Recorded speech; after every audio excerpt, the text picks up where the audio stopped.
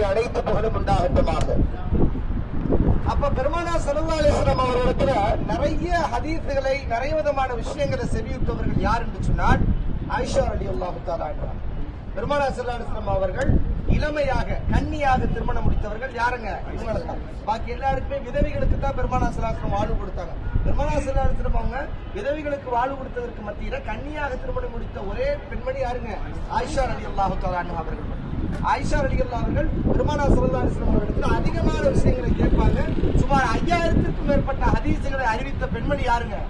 ஆயிஷா ரலியல்லாஹு. இன்னைக்கு அனஸ் ரலியல்லாஹு அவங்க 5000 ஹதீஸ் சொன்னாங்க. அபூ ஹுரைரா ரலியல்லாஹு பெருமானார் ஸல்லல்லாஹு அலைஹி வஸல்லம் சில தோழர்கள் தான் 5000 ஹதீஸ். ஆனா பெண்மணிகள் அதிகமான ஹதீஸ்களை அறிவித்த பெண்மணி யாருங்க? ஆயிஷா ரலியல்லாஹு. ஆயிஷா ரலியல்லாஹு அவர்கள் பெருமானார் ஸல்லல்லாஹு அலைஹி வஸல்லம் அவங்களோட பேசும்போது பெருமானார் ஸல்லல்லாஹு அலைஹி வஸல்லம் கேட்கிறாங்க, ஆயிஷாவே ஒரு மனுஷனுக்கு கஷ்டமான தருணம் எதுன்னு கேட்டாங்க. அப்ப ஆயிஷா அவங்க சொன்னாங்க, யார் சொல்ல அல்லாஹ்வுடைய தூதரே, ஒரு மனிதர் இறந்துட்டாருன்னு சொன்னா அந்த குடும்பத்தார்கள் உட்கார்ந்து இருப்பாங்க, உட்கார்ந்து அழுகை வெளிப்படுத்துவாங்க, அந்த தருணம் தான் அவங்களுக்கு கஷ்டமான தருணம் அப்படின்னு சொல்றாங்க. அப்ப பெருமானார் சொன்னாங்க, இல்ல. அப்ப ரெண்டாவதா சொல்றாங்க ஆயிஷா ரலியல்லாஹு அவர்கள், அதாவது ஒரு மனிதனுக்கு எது கஷ்டமான தருணம் திரும்பி கேட்கிறாங்க.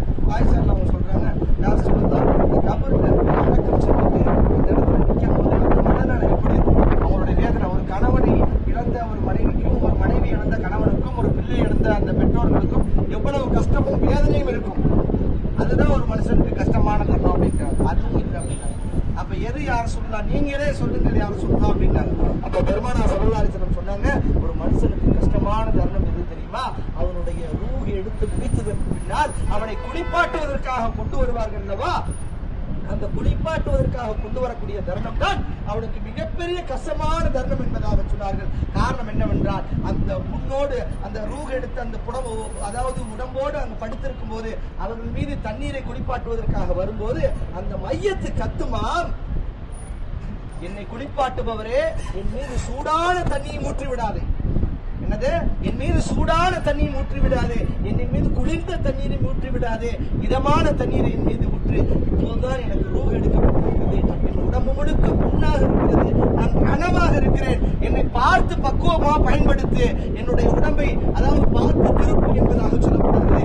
எந்த அளவுக்கு என்று சொன்னால், சில அதாவது குளிப்பாட்டும் போது சிலர்கள் எப்படிங்க கனாம்னா குளிப்பாட்டுவாங்க, உடம்பு போட்டு பரட்டி எடுத்து அப்படி இப்படின்னு ரொம்ப இது பண்ணிடுவாங்க. ரொம்ப இது பண்ணக்கூடாது. அதனாலதான் அந்த மையத்துக்கு கத்துக்கிறது தான் என்னை பார்த்து பக்குவமாக பயன்படுத்தி.